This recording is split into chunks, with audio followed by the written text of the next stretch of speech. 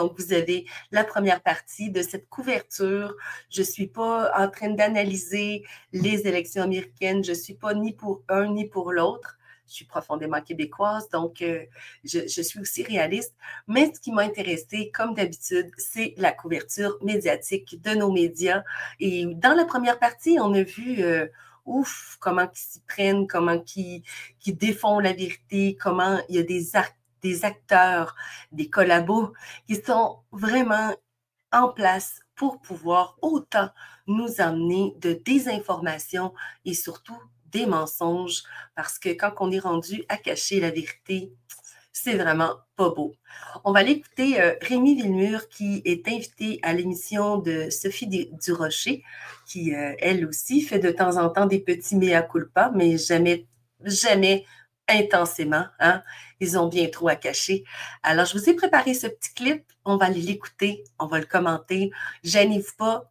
Ajoutez votre petit. Qu'est-ce que vous en pensez de cette couverture médiatique qui était quand même assez risible. Et ça a été pas mal à travers le monde. Donc, on va aller écouter qu'est-ce qui s'est passé ici au Québec avec Rémi Villemur. On salue Tim Lévesque-Lizotte qui a écrit une lettre à sa fille comme si on était aux États-Unis. En écrivant à la fin, je te dirai un jour que je suis désolé, comme si elle avait pu faire autre chose que de... Enfin, elle ne pouvait rien faire, c'est pas une Américaine. Ça, c'est le vrai problème en ce moment que je lis, là. L'américanisation des esprits. Donc, elle n'a pas le droit de vote, elle habite à Montréal, probablement quelque part autour de la ligne orange. Une bonne bobo, une gauchiste qui se doit...